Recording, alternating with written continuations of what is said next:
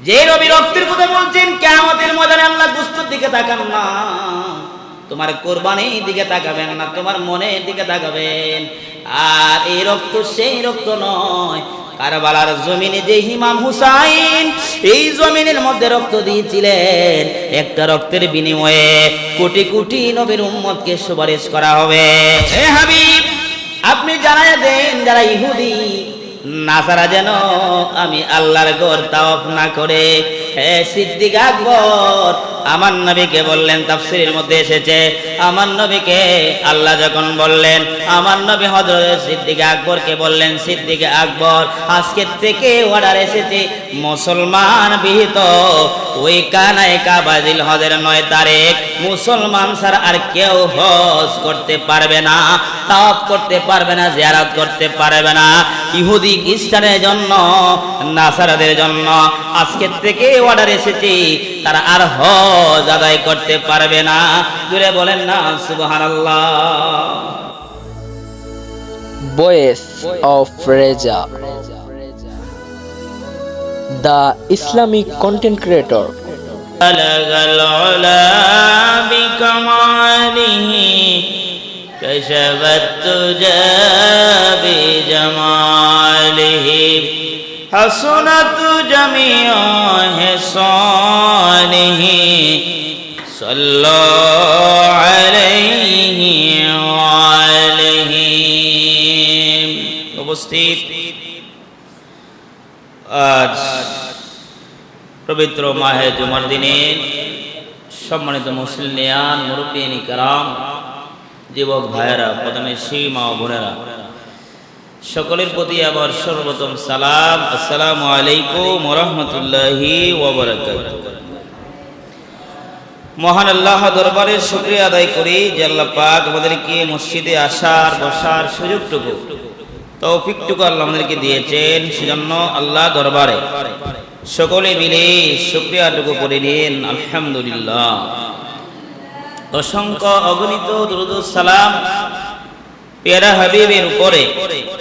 আল্লাহ পাক যেন আমাদের দুরূদ ও সালাম কবুল করেন, সকলে বলেন আল্লাহুম্মা আমিন। গত জুমায় আলোচনা ছিল হজের প্রথম সূচনা, আজকের আলোচনা হজের দ্বিতীয় পর্ব আলোচনা, যে আল্লাহ পাক রব্বুল আলামিন আমাদেরকে ইসলামের মধ্যে, ধর্মের মধ্যে হজটাকে আমাদের জন্য ফরজ বানিয়ে দিয়েছেন। এই হজের অনেক ফজিলত আল্লাহ পাক আমাদেরকে দিয়েছেন, যেই সম্পর্কে আল্লাহ রাসূল বলেছেন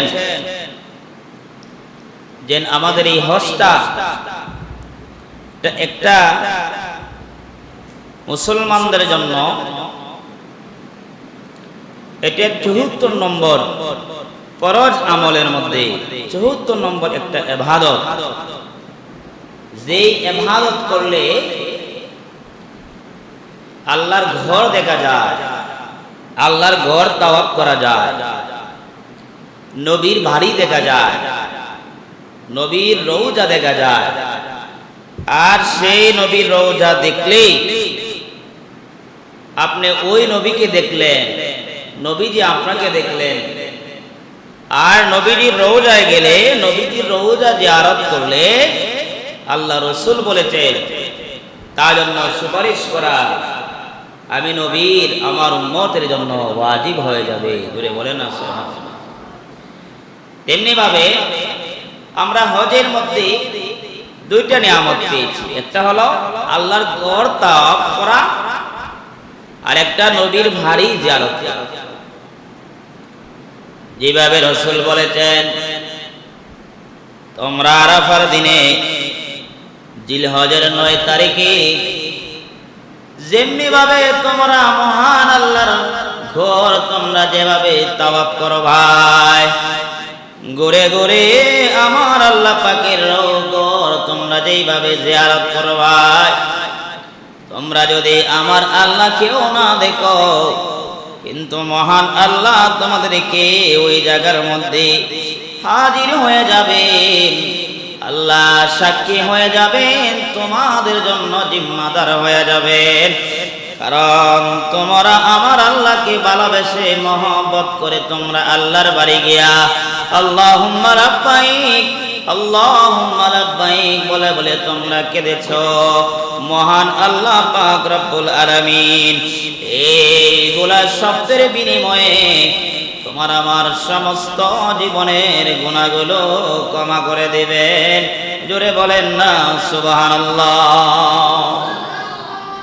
আল্লাহ পাক রব্বুল আলামিন যেমনি ভাবে হযরত ইব্রাহিম আলাইহিস সালাতু ওয়াস সালামকে হুকুম করে দিয়েছিলেন, জানিয়ে দিয়েছিলেন, ইব্রাহিম তুমি তোমার সন্তানকে নিয়া তুমি আমার কানায় কাবারকে সাজাও, তুমি আমার কানায় কাবারকে তোমরা ঘর সাজাও। ওই ঘরটা তুমি কি করো? সুন্দরভাবে তৈরি করো। তুমি যদি ওই ঘরটাকে সুন্দরভাবে তৈরি করতে পারো, সাজাইতে পারো, দেখবা যুগে যুগে কিয়ামত পর্যন্ত আমার বান্দাগুলা আমার বাড়িতে আসিয়া আসিয়া তারা আর এই ঘর সাজাইতে হবে না, তারা আমার ঘর জিয়ারত করবে, আমার ঘর তাওয়াফ করবে, ঘুরে ঘুরে আমি আল্লাহকে স্মরণ করবে, আমি আল্লাহকে দেখবে। আমি আল্লাহ পাক মহান রব্বুল আলামিন ওই সমস্ত বান্দাদের উপর আমি এমন ভাবে দৃষ্টি দিব, এই দৃষ্টির কারণে আমার বান্দার সমস্ত গুনাহ আমি আল্লাহ পাক ক্ষমা করে দিব। জোরে বলেন সুবহানাল্লাহ। ইব্রাহিম আলাইহিস সালাম এই ঘরটা করতে গিয়া কত কষ্ট করেছেন, কত দুঃখ যন্ত্রণা, কত বেদনা, কত হাহাকার করতে গিয়ে করেছেন। একমাত্র আমার আল্লাহ রাব্বুল আলামিন ঘর সাজাইতে গিয়া, এই ঘর রক্ষা করতে গিয়া আজকে যারা ওই ঘর যারা রক্ষা করবে, ওই ঘরকে যারা ভালোবাসবে, মহব্বত করবে, ওই ঘরকে যারা চুমু দিবে, ওই ঘরকে যারা তাওয়াফ করবে, আল্লাহ পাক বলেছেন আমার বাড়িতে আসতে দেরি, তাকে আমি আল্লাহ পাক মাসুম বানাইতে দেরি হবে না। তেমনি ভাবে যারা ঈমানের সহিত আমলের সহিত যারা আমার নবীর বাড়িতে যাবে, আমার নবীর রওজা জিয়ারত করবে, কারণ কোরআনে আল্লাহ পাক বলেছেন ইয়া আইয়ুহাল্লাযীনা আমানু দুখুলু ফিস-সিলমি কাফা। হে দুনিয়ার মানুষ, ও আমার ঈমানদার, তোমরা আমি আল্লাহ পাক হুকুম করলাম, হে নবী আপনি জানাইয়া দেন তারা যেন আমার ইসলামের মধ্যে পরিপূর্ণভাবে প্রবেশ করে।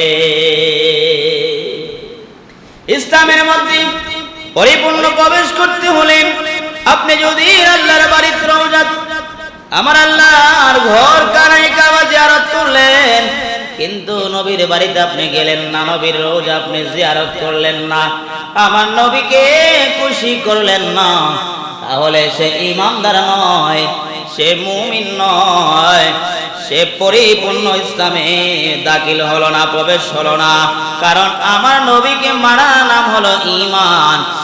আর যারা ঈমান নিয়ে ইসলামে পরিপূর্ণ প্রবেশ করবে, আমার আল্লাহ বলেন তাদেরকে আমি আল্লাহ হুকুম করলাম তারা হলো পরিপূর্ণ মুমিন। জোরে বলেন না মারহাবা। আমার আল্লাহ পাক রব্বুল আলামিন এইভাবে কোরআনে অনেক মুমিনের কথা বললেন, এইভাবে অনেক মুমিনদেরকে আমার আল্লাহ উপদেশ দিয়েছেন। আমার মুমিনকে অনেকভাবে আমার আল্লাহ নিয়ামত দিয়েছেন, মুমিনদেরকে আমার আল্লাহ অনেক নির্দেশন দিয়েছেন আমার নবীর মাধ্যমে। যারা আমার নবীকে ভালোবাসবে, আমার যারা নবীকে মহব্বত করবে, নবীর ভালোবাসার নাম ঈমান। আর যাদের মধ্যে নবীর ভালোবাসা থাকবে, তারা কখনো মক্কায় গিয়া আর মক্কা থেকে ফিরে আসবে না, তারা অবশ্যই মদিনা যাওয়া তার ঈমানের বাড়ি হয়ে যাবে। কারণ ঈমানের বাড়ি হলো মদিনাতুল মুনাওয়ারা। যে আল্লাহ পাক বললেন যারা আমি আল্লাহর বাড়ি আসলো তুমি নবীর বাড়িতে গেল না, তুমি নবীর বাড়িতে আসতেই আমি আল্লাহ পাক ওই আমার বান্দার জীবনের গুনাহগুলো ক্ষমা করে দেব। কারণ মাফ করার স্থান হলো মদিনাওয়ালা, মাফ করার স্থান হলো মদিনার বাড়ি। যেই বাড়ির মধ্যে আমার আল্লাহ পাক দয়াল নবীজি শুয়ে আছেন, যেই নবীজি দোয়া করলে আল্লাহর দরবারে দোয়া কবুল হইতো, যেই নবীজির শাহাদাতের আঙ্গুল আকাশের দিকে যখন আমার নবী যখন উড়াইতেন, আকাশের চাঁদ দিগন্ত হয়ে যাইত। ওই সমস্ত আমার নবীর মুজিজা দেওয়ার পরেও, আমার আল্লাহ এই মুজিজা প্রকাশ করার পরেও একদল আমার নবীর মিথ্যাবাদী বলেছে। সেজন্য আমার আল্লাহ বলেন, তোমরা শয়তানের ওয়াসওয়াসায় পড়েও না, কারণ শয়তান হলো তোমাদের প্রকাশ্য শত্রু। ওই শয়তান যে তোমাদেরকে ধোঁকায় পালাবে, মদিনা যাওয়া না যাওয়া তোমাদেরকে ওয়াসওয়াসা দেবে অন্তরে। মদিনায় না গেলে তোমার হজ হবে, কারণ মদিনায় যাওয়া তোমার হজের শর্ত নয়। হজের ফরজ হলো 3টা, হজের ওয়াজিব হলো 5টা। মদিনা যাওয়ার কোনো ওয়াজিব নয়, মদিনা যাওয়া কোনো ফরজ নয়। এইভাবে তোমাকে বুঝাবে, হজের ফরজ তোমাকে 3টা বুঝাবে। তুমি ইহরাম বাঁধবাই, আরাফার ময়দানে অবস্থান করবাই, তাওয়াফে জিয়ারত করবাই, এই হলো তোমার হজের 3টা ফরজ। তোমার মদিনায় কোনো জিয়ারতের কোনো ফরজ নাই। তোমার হজের ওয়াজিব হলো 5টি। তুমি কঙ্কণ নিক্ষেপ করবাই, তুমি কুরবানি দিবাই, তুমি মাথা মুন্ডাইবাই। এইভাবে তোমাকে হজের 5টা ওয়াজিব তোমাকে এইভাবে বুঝাইবে। কিন্তু নবীর বাড়ি যাওয়া তোমার ফরজ নয়, নবীর বাড়ি যাওয়া তোমার ওয়াজিব নয়। কিন্তু ওই বেড়ায় জানে না, আল্লাহ পাক কোরআনে হুকুম করে দিয়েছেন যে আমার আল্লাহ পাক তাম পৃথিবীটা আমার আল্লাহ নবীর রহমত দ্বারা তাম পৃথিবীটা আমার আল্লাহ পরিচালিত করে। যে নবী হাদিস শরীফের মধ্যে আসছে, মান আহাব্বা সুন্নতি ফাকাদ আহাব্বানি ওয়া মান আহাব্বানি কানা মাই ফিল জান্নাহ। যারা নবীর একটা সুন্নতকে যারা ভালোবাসবে, আমার নবী বলেছেন সে আমাকে ভালোবাসলো, কানা মাই ফিল জান্নাহ। আর আমাকে ভালোবাসার কারণে ওই উম্মত, ওই আশিকে উম্মতরা আমি নবীর সাথে জান্নাতে থাকবে। নবীর সাথে মহব্বত করলে, নবীর সাথে ভালোবাসলে, নবীর সুন্নতকে পালন করলে আপনি নবীর সাথে জান্নাতে যাইবেন। বলেন তো এই আমার নবীজি যে হাদিসে মুবারাকা এগুলো কথা বলছেন, এগুলো আপনি আমার জন্য মহান বড় নিয়ামত। যে নবীজি বলছেন যে তোমরা আমার সাথে জান্নাতি হবা, তোমরা আমাকে ভালোবাসো, তেমনি ভাবে যারা নবীকে ভালোবাসিয়া আল্লাহ নবীর বাড়ি যাইবে, এটা হজের যদিও ওয়াজিব না হয়, যদিও ফরজ না হয়, নবীকে ভালোবাসিয়া নবীর বাড়ি গেলে নবীর সাথে জান্নাতে যাওয়া যাইবে। নবীর সাথে আপনি জান্নাতি হলে আপনার আর কি হতে পারে, আর কি আমল লাগে? আর তো কোনো আমলের কোনো প্রয়োজন নাই, কারণ আপনি নবীকে ভালোবাসছেন, নবীকে মহব্বত করছেন। এমন হতে পারে আপনার হজ করতে গিয়া ওই হজটা কবুল নাও হতে পারে, যদি আপনার ওই হজটা হালাল ভাবে না হয়, আপনার টাকা হালাল ভাবে না হয়। কারণ নবী বুঝাই দিয়েছেন উদখুলু ফিস-সিলমি কাফা। হ্যাঁ, আমার আল্লাহ কোরআনে অর্ডার দিয়েছেন, নবীকে জানাই দিলেন, আপনি নবী গো, আপনি আগে আমার উম্মতকে, তোমার উম্মতকে, অর্থাৎ যারা আমার ইমানদার যারা হবে তারা ওইভাবে ইমানদার হতে পারবে, যারা সঠিকভাবে ইসলামে পরিপূর্ণভাবে দাখিল হবে, প্রবেশ করবে। আপনি যদি ইসলামে মুসলমান হওয়ার পরে যদি আপনি নবীর ভালোবাসা না থাকে, আপনি ইমানদার হতে পারবেন না। নবী বলছেন তোমরা সুদ খাও না, সুদ খাওয়া এটা ইমানদারের জন্য নয়। কারণ আমার আল্লাহ কোরআনের মধ্যে বলছেন আল্লাযিনা ইয়াকুনার রিবা, যারা সুদ খায়। কোরআন শরীফে আল্লাহ এইভাবে বলছেন আল্লাযিনা ইয়াকুনার রিবা, যারা সুদ খায়। এইভাবে বলা যায়, যদি আপনি আমি সুদ খাওয়ার কথা বলি, এটা আমাদের কথা নয়, এটা আল্লাহ পাকের কোরআনে বলছেন যারা সুদ খায় তারা হলো হারাম কাজ করলো। আর এই আল্লাযিনা ইয়াকুনুর রিবার ব্যাখ্যা রাসূল বলেছেন যারা সুদ খাবে তারা নিঃসন্দেহে জাহান্নামী। নাউযুবিল্লাহ বলে, নিঃসন্দেহে জাহান্নাম। এই আয়াতে ব্যাখ্যায় হাদিসে গেলে আল্লাহ বলছেন আল্লাযিনা ইয়াকুলুনা রিবা, যারা সুদ খায়।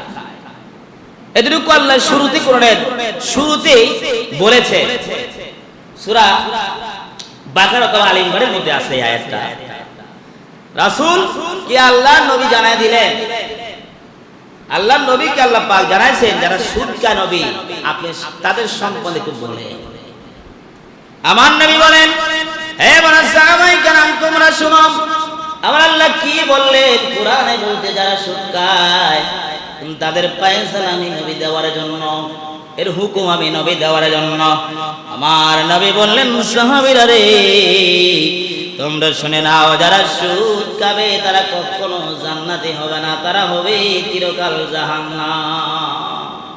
নাউযুবিল্লাহ। এমনি ভাবে যদি আপনি হারাম টাকা দিয়ে আপনি একটা কাপড় কিনলেন, সারা জীবন আপনি সিজদা করেন, রুকু করেন, আপনার আমল কিন্তু কবুল হবে না। এমনি ভাবে আপনি যদি আল্লাহর বাড়িতে আপনি হজ করতে যান, আপনার টাকা যদি নিঃসন্দেহে চুল পরিমাণ আপনার টাকা যদি আপনার হালাল না হয়, আপনার হজ কবুল হবে না। কিন্তু আপনার একটা হতে পারে যদি আপনার অন্তরে নবীর মহব্বত থাকে, আর মহব্বত যাদের ভিতরে থাকবে সেজন্য আল্লাহ আগে দিয়ে বলেছেন ইয়া আইয়ুহাল্লাযিনা আমানু, হে ঈমানদারগণ যার অন্তরে তুমি নবীর মহব্বত থাকবে তারা হলো ঈমানদার। আর ঈমানদারাই পরিপূর্ণ দুহুলু ফিসসিলমে কাফা, ইসলামে পরিপূর্ণ প্রবেশ করবে। আর ইসলামে পরিপূর্ণ প্রবেশ করলে নামাজ পড়লো সুদ খাইলো তাহলে ইসলাম প্রবেশ হইল না, নামাজ পড়ো নাই তাহলে তার ইসলাম পরিপূর্ণ হলো না, সে আপনার জেনা করলো তাহলে ইসলাম পরিপূর্ণ হলো না, সে মিথ্যা কথা বললো ইসলাম পরিপূর্ণ হলো না, সে আমার আল্লাহর বাড়ি গেল নবীর বাড়ি গেল না, ইসলাম পরিপূর্ণ হলো না। এইভাবে আল্লাহ কিন্তু নবীকে অনেকবার বুঝাইছেন। এইভাবে বুঝাইছেন যে আমার আল্লাহ এইভাবে বলে দিয়েছেন আমি 8টা জান্নাত বানাইলাম, আমি সবাইকে চাই এই জান্নাতে আমি ঢুকানোর জন্য, কিন্তু আমি দেখতেছি আমি এইভাবে কোরআনে আমার বান্দাকে আমি মুমিন বলেছি, আমি ঈমানদার বলে বলে আমার বান্দাকে আমি ঢাক দিয়েছি। তারা মুসলমান হওয়ার পর তারা জাহান্নামী হবে, কাফেররা তো তারা জাহান্নামী এমনিই হবে, তারা কি চিরকাল জাহান্নামে থাকবে। কিন্তু মুসলমানের মধ্যে কিছু কিছু আমলের কারণে চিরকাল জাহান্নামী হবে। জোরে বলেন না নাউযুবিল্লাহ। কিছু কিছু আমলের কারণে মুসলমানরা চিরকাল জাহান্নামী হবে। তাফসীরের মধ্যে এসেছে, তাফসীর মাজাহারের মধ্যে এসেছে, আল্লামা সানাউল্লাহ ফানিবতী রাহমাতুল্লাহ আলাইহি তাফসীরের মধ্যে বলেছেন কিছু মানুষ মুসলমান হওয়ার পরেও কিছু মানুষ জাহান্নামী হবে তারা কিছু আমল করার কারণে, একেবারে জাহান্নামী হবে। আর যারা ইসলামের মধ্যে এমন কিছু নগণ্য কাজ আছে তার মধ্যে হয় নাই, ওই কথাও এসেছে লা ইলাহা ইল্লাল্লাহ ফাদাখালাল জান্নাহ, তার ঈমান থাকার কারণে সে চিরকাল জাহান্নামী হবে না, একদিন সে জান্নাতি হবে। তোরে বলেন না সুবহানাল্লাহ। কোরআনের ভাষায় আমরা আল্লাহ এইভাবে বুঝাইলেন, হে দুনিয়ার মানুষ তোমরা শোনো মায়ুতিল্লাহ ওয়া রাসূলুহু ফাকাদ আতাল্লাহ, তোমরা যদি আমার নবীকে ইত্তেবা করতে পারো, অনুসরণ করতে পারো, তাহলে তোমরা আমি আল্লাহ তোমাদের অনুসরণ হয়ে যাবে। যদিও যারা বর্তমান সমাজে যারা বলে হজ করা এটা ফরজ ইবাদত, নবীর রওজা যাওয়া কোনো ফরজ ইবাদত নয়, এটা কোনো ওয়াজিব নয়, এটা ইচ্ছা করলে যাইতে পারেন, না ইচ্ছা করলে আপনি নাও যাইতে পারেন, এতে আপনার হজের কোনো অসুবিধা হবে না।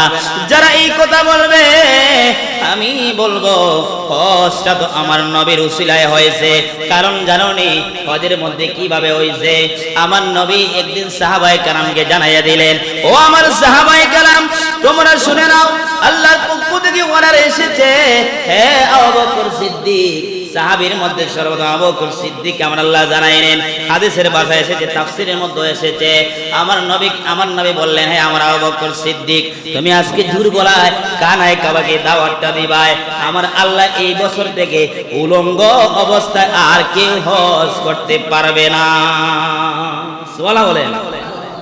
উলঙ্গ অবস্থায় একদল কানায় কাবা নাউযুবিল্লাহ বলতেন না। এই কথাটা সর্বপ্রথম আমার নবীজি আবু বকর সিদ্দিককে জানালেন।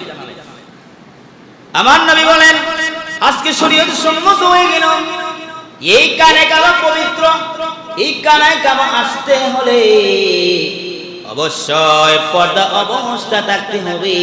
হে আবু বকর সিদ্দিক, তুমি জানাইয়া দাও, আজকে থেকে আর কেউ উলঙ্গ অবস্থায় কানায় কাবা হজ করতে পারবে না।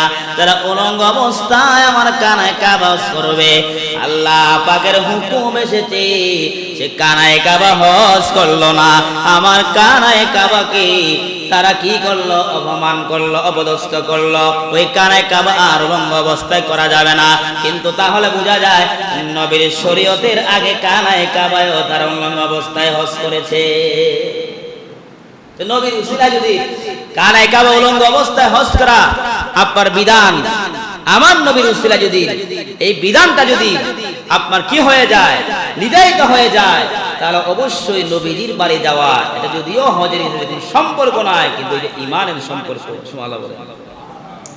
দ্বিতীয় নম্বর, আমার আল্লাহ পাক নবীকে জানাইয়া দিলেন, হে হাবিব, আপনি জানাইয়া দেন যারা ইহুদি নাসারা যেন আমি আল্লাহর ঘর তাওয়াফ না করে। হে সিদ্দিক আকবর আমার নবীকে বললেন, তাফসীরের মধ্যে এসেছে, আমার নবীকে আল্লাহ যখন বললেন, আমার নবী হযরত সিদ্দিক আকবরকে বললেন, সিদ্দিক আকবর, আজকে থেকে অর্ডার এসেছে মুসলমান বিহিত ওই কানায় কাবা জিলহজের 9 তারিখ মুসলমান ছাড়া আর কেউ হজ করতে পারবে না, তাওয়াফ করতে পারবে না, জিয়ারত করতে পারবে না। ইহুদি খ্রিস্টানের জন্য, নাসারাদের জন্য আজকে থেকে অর্ডার এসেছে, তারা আর হজ আদায় করতে পারবে না। জুড়ে বলেন না সুবহানাল্লাহ। তাহলে এর আগে বোঝা যায় এই কানায় কাবা ইহুদিরাও যাইতে পারছে, আপনার খ্রিস্টান যাইতে পারছে, নাসারাও গিয়ে হজ করেছে।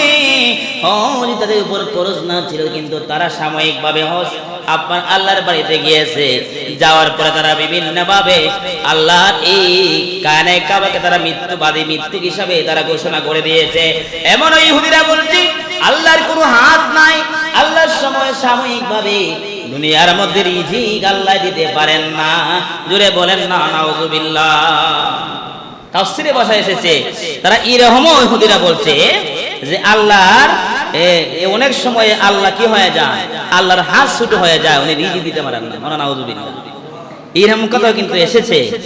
আমার নবী বললেন, হে সিদ্দিক আকবর, এই ইহুদিদের এদের ঈমান, এদের অন্তরে এরকম ধারণা রয়েছে রে, আমার আল্লাহ পাক এই বছর থেকে আমার আল্লাহ হুকুম করে দিয়েছেন তারা যেন এই সমস্ত কাজ করিয়া আল্লাহর বাড়িতে আসতে তাদের হজ হবে না। কারণ হজের জন্য মুসলমান শর্ত, হজের জন্য মুসলমান হওয়া শর্ত। এই হজ করতে হলে মুসলমান হওয়া লাগবে, আর আল্লাহর বাড়িতে আসতে হলে অবশ্যই মুসলমান হওয়া লাগবে। কারণ আমরা আল্লাহ বলেছেন একমাত্র ইমানদার মুসলমানের জন্যই হজ ফরজ, বেঈমানের জন্য কোনো হজ নাই। জোরে বলেন না সুবহানাল্লাহ। এই কথাটা যখন সিদ্দিক আকবরকে বললেন, সিদ্দিক আকবর বলেন, আমাকে আজকে আপনি জানাইয়া দিলেন, এটা যে হুকুম করেছেন ইহুদিরা নাকি আমাদেরকে আবার ডিস্টার্ব করে। আমার নবী বললেন, এটা আমাদের কোনো পায়সানা নয়, এটা আল্লাহর হুকুম এসেছে। তারা যদি এই জায়গার মধ্যে আমাদেরকে যদি আক্রমণ করতে চায়, ডিস্টার্ব করতে চায়, আল্লাহর পক্ষ থেকে পায়সানা আসবে, আমার আল্লাহ তাদের বিপক্ষে কথা বলবে। তোরে বলেন না সুবহানাল্লাহ। কিন্তু আমরা আমাদের যে কর্তব্য, দায়িত্ব আল্লাহ দিয়েছেন, এই দায়িত্ব আমরা বহন করতে হবে, আমরা বলতে হবে, এই দায়িত্ব বজায় আমরা চলতে হবে। কারণ আমরা হচ্ছে মুসলমান, আমরা হচ্ছে ইসলাম, শরীয়ত সম্মত আমরা আল্লাহর পক্ষ থেকে কাজ করতে হবে। আমার নবীজি 40টা বছর এই দুনিয়াতে জিন্দেগি করলেন। এই 40 বছরের ভিতরে আবু জাহেল, আবু লাহাব কখনো নবীকে ডিস্টার্ব করে নাই, কিন্তু গোটা 23টা বছর আমার নবীকে ডিস্টার্ব করেছে। কারণ নবীর উপর যখন শরীয়ত, নবীর উপর যখন আমার আল্লাহ পাক কোরআন শরীফ নাজিল করলেন, ওই কোরআনের মধ্যে যখন সমস্ত শরীয়তের কথা যখন হয়ে গেল, যখন নবী দাওয়াত দিতে শুরু করলেন, এই 23টা বছর আমার নবীকে তারা ডিস্টার্ব করেছে। আমার নবীজি দাড়ি মুবারক রাখতে গিয়া এমনও কথা বলেছে, আমার নবীর দাড়ি মুবারক হয়েছে ছাগলের দাড়ি আরো ভালো। বলেন না নাউযুবিল্লাহ। এরকমও কথা তারা বলেছে। তাহলে বোঝা যায় আমার নবীজি 23টা বছরে তামাম শরীয়তের সম্পূর্ণ কাজ আমার নবী কমপ্লিট করেছে। আর এবারে হজে গিয়া হয় যে হজে আমার নবীর বাড়ি যাওয়া কোনো শর্ত নয়, কোনো ওয়াজিবও নয়, ফরজও নয়। খনা নাউজুবিল্লাহ। আমার নবী সব শরীয়ত দিলেন, সব শরীয়ত আমার নবী দিয়েছেন। আমার নবীর মাধ্যমে সব শরীয়ত হলো। যে নবীর দাড়ি নিয়ে কথা বলছে, হ্যাঁ, যে নবীর দাড়ি সম্পর্কে নিয়ে কথা বলছে, এখন বলেন নবী সম্পর্কে কত কথা বলেছে, তারপরও আমার নবীজি নামাজ, রোজা, হজ, যাকাত এগুলো শরীয়ত এত শক্তিশালী করে আমার নবীজি আমাদের জন্য দিয়ে গেলেন। আর তারা বলে যে হজের সাথে কোনো নবীর বাড়ি যাওয়া কোনো সম্পর্ক নাই। জোরে বলেন না নাউজুবিল্লাহ। যেই নবী বললেন মান তামাসসাকা বিসুন্নতি ইনদাল বাসাদি উম্মতি ফালাহু আজরুন মিয়াদুন শাহীদ। আমার নবী বলেন শেষ জামানায় যারা আমি নবীর একটা সুন্নতকে তারা আমল করলো, শেষ জামানায় আমার নবী অর্থাৎ আমি নবী যারা একটা সুন্নতকে আমল করবে, শেষ জামানা মানে বর্তমানে জামানা, এটা কিন্তু অত্যন্ত ভয়াবহ জামানা। আপনি নবীর কথা নিয়ে বলবেন, আপনি সমাজে ক্যাম করলেন, একদল বলবে ক্যাম না হলে কি তয়, ওই জায়গায় ক্যাম না হলে কিছু সিমুল্লাহ বড় কেন যাচ্ছে কথা বললেন, এর কথা আছে কিনা ওই না আল্লাহ না সমাজে সময় তাল মিলিয়া এবারে বুঝতে পারলে তখন কেমন। আমার নবী বলতে মান তামাসসাকা বিসুন্নতি ইন্নাল বাসাদি উম্মতি ফালাহু আজরুন মিনাল শাহীদ। যে নবী জামান মুবারক দা বলেন শেষ জামানায় আমি নবীর একটা সুন্নতকে ভালোবাসলো, এটা আমার নবী এমন ভাবে ইবাদত দিয়ে গিয়েছেন 100টা শহীদের সওয়াব তার আমলনামায় আল্লাহ লিখে দিবে। ফালাহু আজরুন মিয়াদু শাহীদ, তার 100 শহীদের সওয়াব আল্লাহ পাক তাকে দান করে দিবেন। এই নবীর শেষ জামানায় একটা সুন্নত কি যারা ভালোবাসলো, তাহলে যদিও আমাদের বিভিন্ন সুন্নত রয়েছে, ফরজ নয়, ওয়াজিব নয়, কিন্তু ফরজের পাশাপাশি ওয়াজিবের পাশাপাশি নবীর সুন্নত যদি আপনি ভালোবাসতে পারেন, মহব্বত করেন, তাহলে এটা আপনার আমলনামায় এটা এমন নবীর ভালোবাসা, ফরজের চেয়ে আপনার এই ইবাদতটা আল্লাহর দরবারে গ্রহণযোগ্য হয়। এখন তো দেখেন জুমার নামাজে অনেকে সুন্নতি নামাজ পড়ে না, দেখবেন মাথার টুপি নাই, আছে কিনা?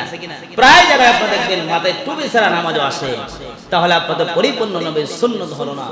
সেজন্যই আমি বলেছেন শেষ জামানায় মানুষের এক একটা সুন্নত তার জন্য কঠিন হয়ে দাঁড়াবে।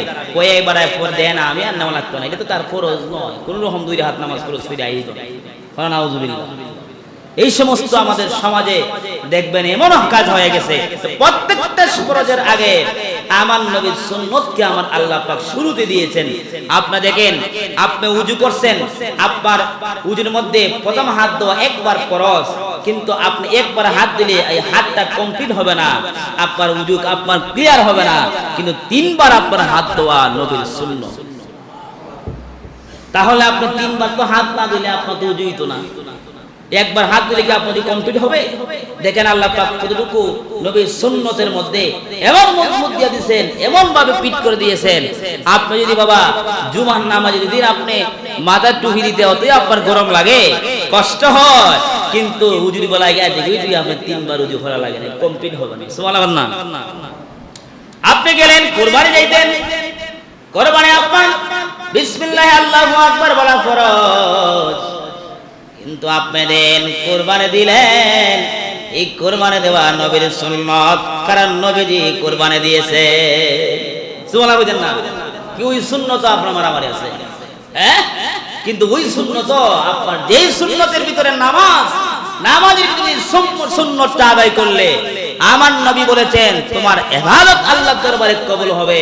কারণ যেই ইবাদতের ভিতরে আমার নবী আছে, যে ইবাদতের ভিতরে নবীর ভালোবাসা আছে, যে ইবাদতের ভিতরে নবীর আয়েশ আছে, আপনার প্রেম আছে, এই ইবাদতটা আল্লাহর মধ্যে পছন্দনীয়। সুবহানাল্লাহ। যে ইবাদতের মধ্যে কিয়াম আছে, যে ইবাদতের মধ্যে দুরূদ আছে, যে ইবাদতের মধ্যে নবীর সালাম আছে, এই সমস্ত ইবাদত আল্লাহর দরবারে গ্রহণযোগ্য, পছন্দনীয়। আপনি শুধু ফরজ নামাজ পড়ে ফরজ ইবাদত দিয়ে আপনি আল্লাহকে গণনা করতে পারবেন না, আপনি নবীর ভালোবাসা দিয়ে আপনি আল্লাহকে গণনা করবেন। সুবহানাল্লাহ বলেন। আমার আল্লাহ পাক এইভাবে নবীর মহব্বত অনেক দূরে রেখে দিয়েছেন। আপনি দেখেন, আপনি আমি কোরবানি দেই, কোরবানি দিতে গিয়ে কিন্তু আপনি আমার কোরবানি যে রক্তগুলো আছে, এই রক্তগুলো আপনি আমি জমিনে পালাই না, এই রক্তগুলা কিন্তু আমরা জমিনের নিচে দাফন করি। কথা বলেন, আছে কিনা? জমিনের মধ্যে আপনি কুরবানির রক্তটা আপনি দাফন করেন, সুন্দরভাবে আপনি সাজাইয়া রাখেন, কারণ এটা জান্নাতি গরু আপনার রক্ত। এমন আছে দেখেন তামসা করে, তামসা করিয়া ইয়ে কি তারা রক্ত পায়ের মধ্যে রক্ত লাগায়, আছে কিনা বলে? সমস্ত কথা আসবে সামনে।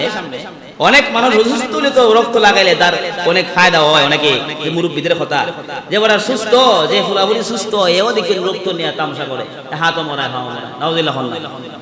যে নবী রক্তটা আপনি, যে নবী রক্তের কথা বলছেন, কিয়ামতের ময়দানে আল্লাহ গোশতের দিকে তাকান না, তোমার কোরবানির দিকে তাকাবেন না, তোমার মনের দিকে তাকাবেন।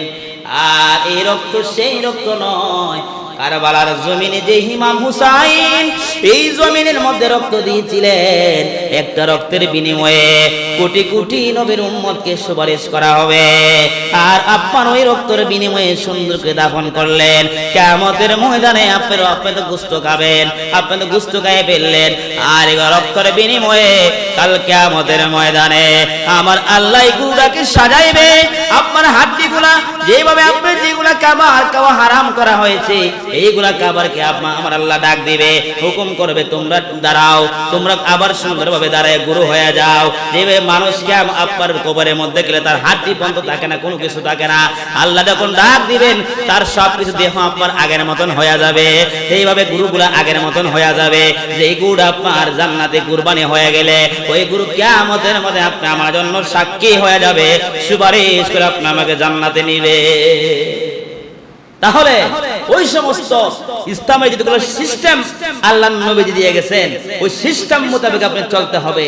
কিন্তু আপনি গিয়ে হজ করে আইলেন, নবীর বাড়ি গেলেন না, নবীর সিস্টেমকে আপনি গ্রহণ করলেন না, তাহলে আপনার আমার এইগুলা কোনো ফায়দা হবে না। নবীর অন্তরে ভালোবাসা আপনার উড়েই যাবে। আর আপনি মদিনা না গেলে তো আপনার অন্তরের মধ্যে খুশি খাইছে, আপনি কি করলেন না, নবীর বাড়িতে গেলেন না, নবী কি কষ্ট পাবেন? কথা বলেন না। যে নবীজি সব সময় আপনি আমার জন্য এখনো দোয়া করেন যে আমার উম্মতকে তুমি ধনী বানাও, আমার উম্মতকে তুমি ধনী বানাও, গরিব হওয়ার জন্য আমার নবী কখন দোয়া করেন নাই, ধনী হওয়ার জন্য দোয়া করছেন। যে আমার উম্মত ধনী হলে কি হবে, তারা গরিবকে সহযোগিতা করবে, দান করাত করবে, কুরবানি দিবে, হজ করবে, যাকাত দিবে। সুবহানাল্লাহ। আল্লাহ পাক শুধু বুঝার এবং আমল করার তৌফিক দান করুন। আল্লাহুম্মা আমিন।